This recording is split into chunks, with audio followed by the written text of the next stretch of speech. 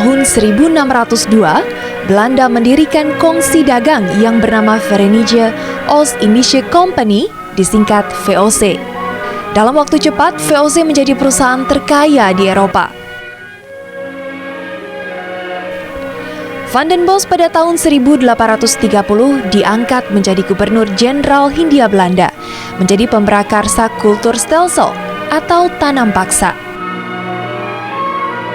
Dalam tanam paksa, Belanda menjadikan kopi, tebu, nila, karet, dan teh sebagai tanaman yang harus ditanam pada tahun 1830 sampai dengan 1870. Pelaksanaan sistem tanam paksa sebagian besar dilaksanakan di Pulau Jawa.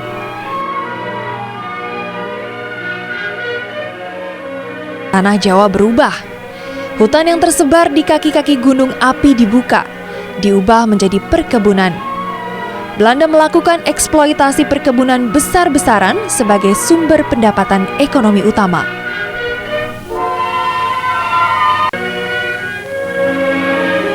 Teh menjadi sebuah komoditi yang menjadi bahan untuk minum penyegar ya, penyegar penghangat ya, dengan teh itu yang kemudian disukai oleh masyarakat, dalam hal ini masyarakat Eropa dunia mengenal, yang kemudian itu menjadikan teh itu lalu laku ya, sehingga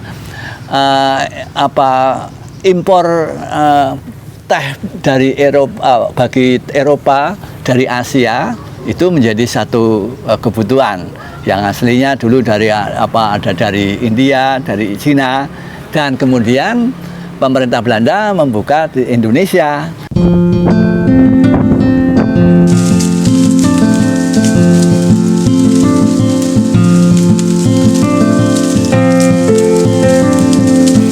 Kawasan perkebunan Kaligua di Desa Pandansari, Kecamatan Paguyangan, Brebes inilah satu bukti dari eksploitasi Belanda pada abad 18.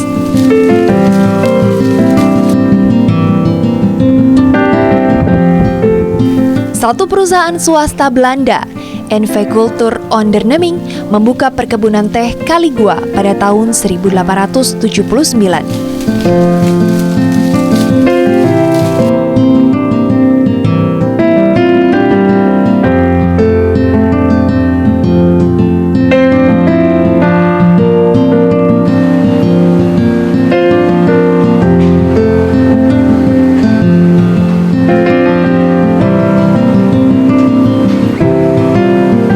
Kemudian Van John Platnu, perwakilan perusahaan di Hindia Belanda yang berkedudukan di Batavia, mendirikan pabrik pengolahan teh di Kaligua pada tahun 1889. Hingga sekarang, perkebunan dan pabrik Kaligua masih beroperasi di bawah pengelolaan dan tanggung jawab PT Perkebunan Nusantara 9. Itu Belanda datang ke Indonesia, melihat sementara untuk teh itu hidup di pegunungan dan dataran tinggi, yang mana teh itu juga cocok di daerah khususnya di kebun Kaligua ini, sehingga teh itu ditanam sama Belanda. Kebetulan di sini ketinggian tempat itu juga cocok, berikut iklim dan curah hujan juga mendukung, seperti itu.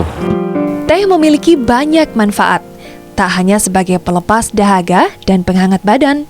Teh juga memiliki kandungan katekin yang mampu mencegah kanker, menurunkan kolesterol, serta berbagai manfaat lain.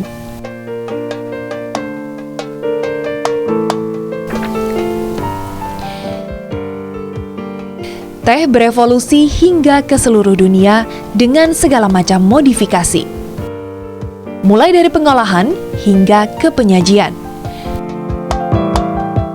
Bahkan di Inggris, teh adalah minuman para bangsawan. Teh disajikan dengan penuh pesona dan kerumitan strata sosial. Tapi teh tidak didominasi oleh kelas bangsawan. Teh memecah selubung kelas sosial. Semua orang meminum teh.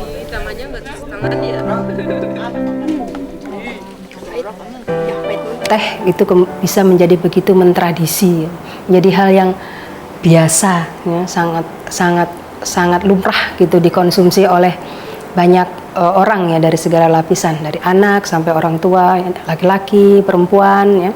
Saya kira ini memang ada kaitannya dengan teh itu sendiri sebagai sebuah minuman yang spesial.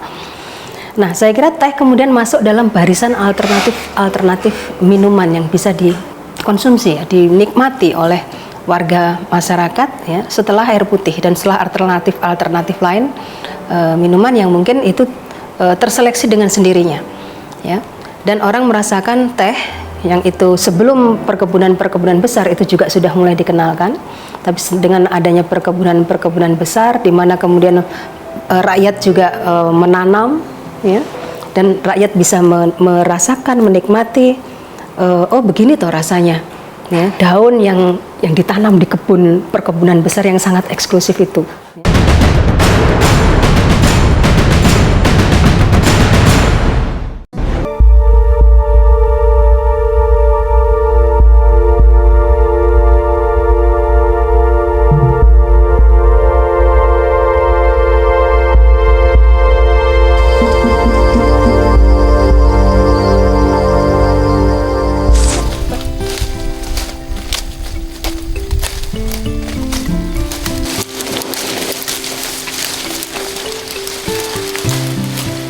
Masing-masing asal. Samrah dan Sanah adalah buruh petik perusahaan teh yang berada di Selawi, Tegal. Sejak awal teh ini ditanam 20 tahun lalu, mereka telah menjadi pekerja di kebun teh. Saben dinten mendane donge waktune minggu. Minggu mboten metik hari Minggu. Saben dinten berangkatnya jam 7 ngriyone. Ngantos jam 11 juga anggere siwek anu nggih. Kali 11 mun kondur. Jam kali 11 mun kondur.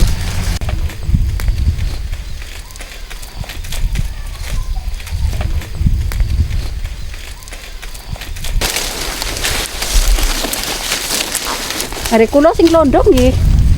Paling gang 11 tuh niku kali doso niku anggere mboten wonten kados niki paling doso antep-antep 600 per kilone. Kilone 600.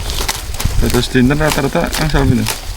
Ya masing-masing, wonten sing kali doso, wonten sing gang 11, wonten sing 17 per kilonane, wonten anggere sing siwek kados niki rone anggere rone siwek niku anu nggih mamung sedoso tuku gang 11 tuku kali doso kados niku.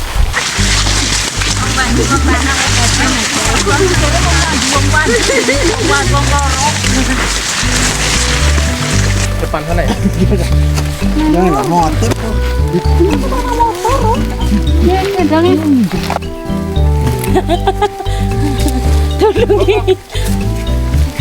Yo lo ana sing dinyetenno lagi. Allahu Akbar. Sini sara lo. Siki bar sing sing. Rat. Kantuk sih.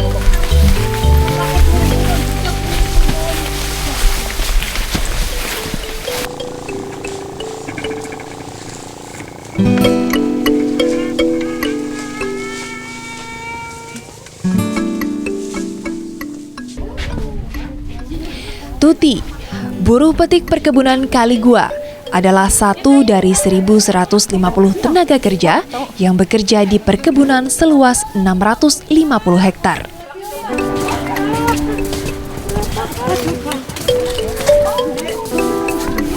Para buruh bekerja dari hari Senin hingga hari Sabtu.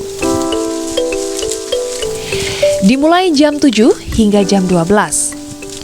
Durasi kerja ini tergantung dari jumlah pucuk teh yang dipetik.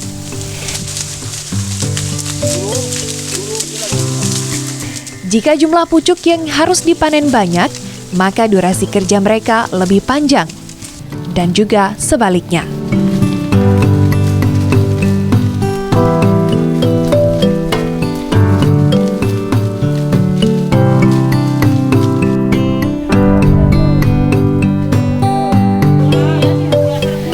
Para buruh petik ini mendapat upah Rp360 per 1 kilogram teh basah.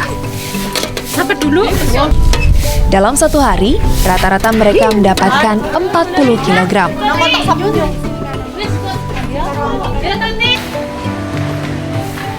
Pucuk-pucuk teh yang dipetik oleh para buruh petik selanjutnya diolah di pabrik. Karena tuntutan industri, ketepatan berat menjadi sangat penting. Karena jumlah produksi ini menjadi elemen dalam menghitung efektivitas dan efisiensi perusahaan dan akhirnya bermuara pada keuntungan perusahaan.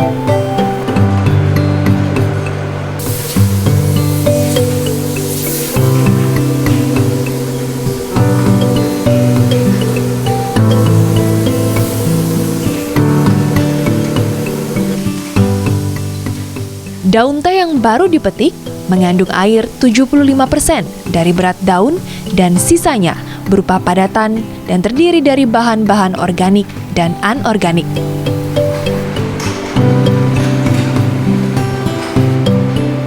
Bahan organik yang penting dalam pengolahan antara lain polifeol, karbohidrat dan penurunan, ikatan nitrogen, pigmen, enzim, dan vitamin. Maka pengolahan yang baik menjadi kunci agar terciptanya hasil teh dengan kualitas bagus.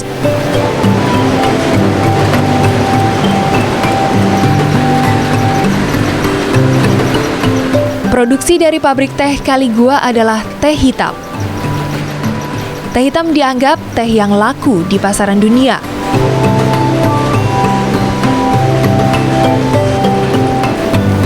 Teh hitam tidak hanya menjadi bahan makanan, tapi juga menjadi bahan dasar industri seperti produk kosmetik dan farmasi.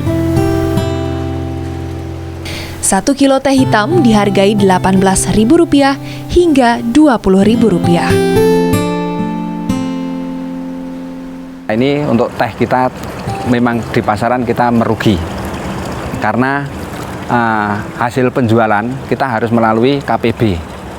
Sehingga kita tidak bisa menjual, belum bisa menjual secara langsung. Harga teh hitam di pasar dunia lebih rendah dari harga teh hijau yang diproduksi oleh rakyat. Jika pucuk teh tidak diolah dahulu, maka petani hanya mendapat Rp1.500 tiap kilogram.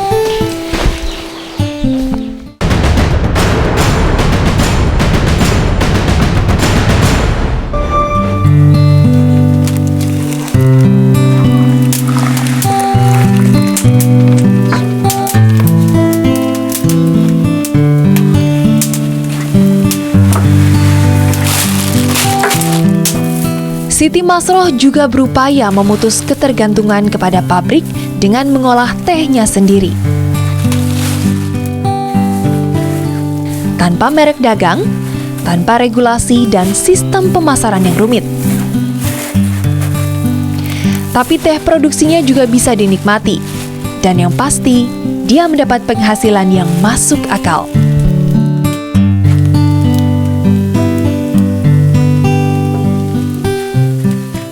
Kalau yang 1 kilonya 35.000. Sekarang jumlah daun sih 25 kilo.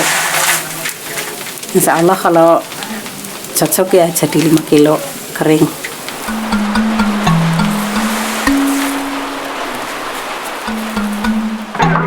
Kalau yang di pabrik terlalu sepet, kayaknya bau besi begitu. Kalau yang pakai tradisional begini enggak.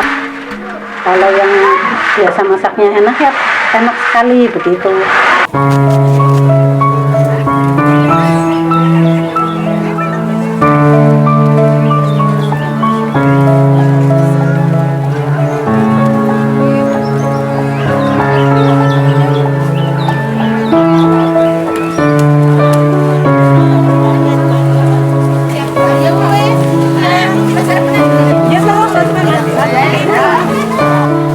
Teh yang diproduksi Masroh kemarin siap dipasarkan.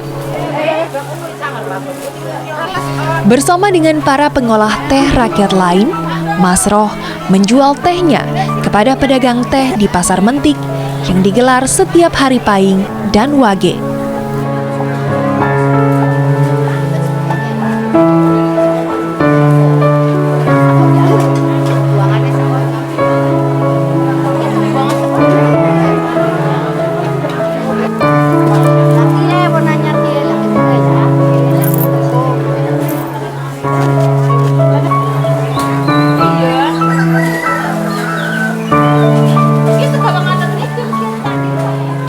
Kurang dari 1 jam, teh rakyat laku terjual. Saroh yang merupakan pedagang teh di Pasar Mentik ini mengakui tak susah untuk menjual teh rakyat. Kulo tuh mas tau sing gadae, terus anak sate. Lah niki mangke sing badhe ngeceraken tong mriko sirampung.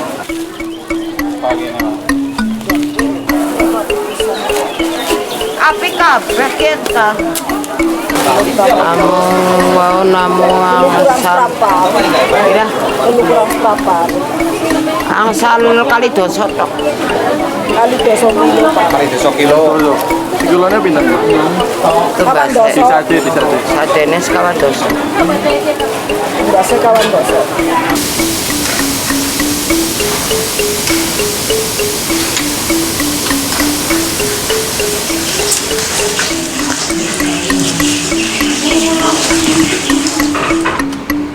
Teh pabrik dan teh rakyat Dusun Mobok memiliki pangsa pasarnya sendiri-sendiri. Pemasaran teh pabrik lebih luas, mulai dari swalayan, pasar tradisional, hingga ke pasar dunia.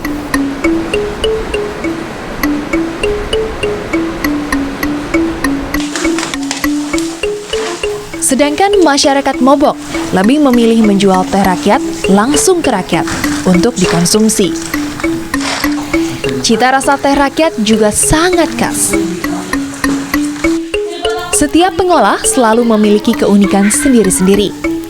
Cita rasa teh tak seragam, tapi beragam. Jadi saya nggak sampai sekarang ya tetapnya teh pahit. Kalau minum air putih rasanya nggak kenyang. Secangkir teh, segelas teh, atau seteko teh telah mengubah wajah dunia. Satu bidang tanah dijadikan kebun teh dengan tujuan mengayakan bagian tanah yang lain.